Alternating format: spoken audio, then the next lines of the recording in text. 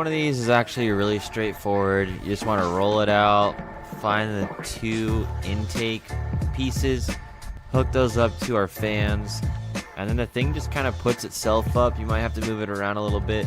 This thing barely fits the side of my carport. I measured it, so we'll barely be able to pull a car in. I'm hoping this one can last us a long time and we can paint a lot of cars with this. But it's pretty fun to watch it pop up. I feel like a little kid. Oh my gosh.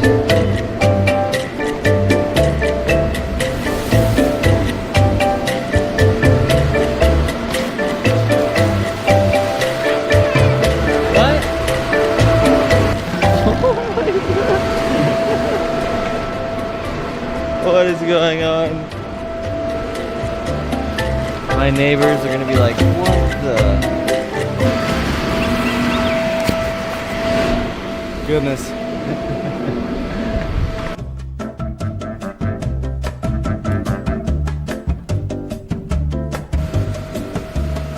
Thing is huge. It's crazy, right? Oh my goodness. We bought it so it'll last us a long time, so we went big. Nice work. Mission accomplished.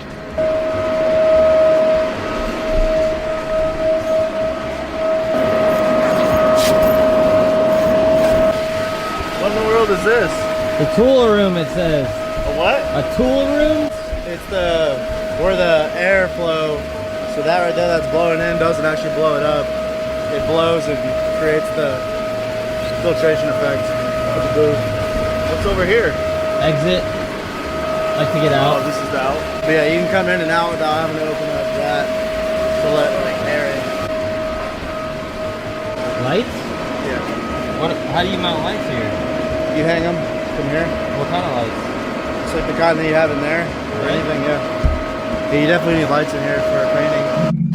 Thoughts after sitting back and kind of thinking about it. It's big, but it's not as wide as you might need.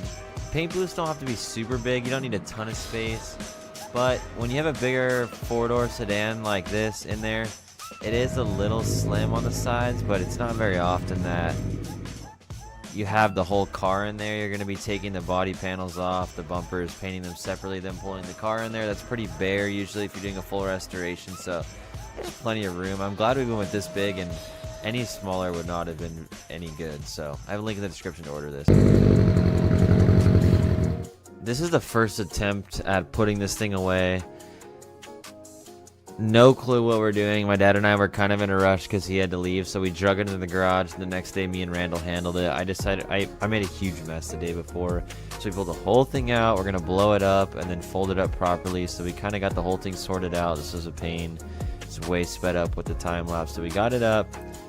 And then on the sides, there are some ports to open to let air out really quickly on both sides. You can see how fast it's falling right now. Once you get both of those open, it lets a lot of air out really quickly so it falls on itself. And then we can fold it up properly.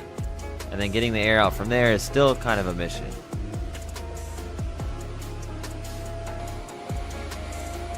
You can try and put this up to the side of the blower, but it doesn't work.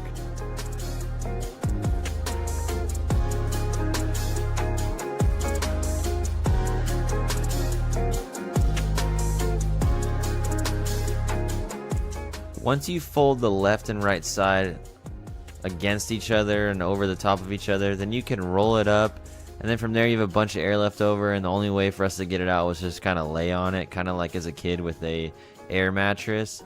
And it's a huge piece left, and we weren't sure if it's going to fit in the bag, but surprisingly it fit in the bag super well, and it'll go in the corner of the room for now until we find a spot.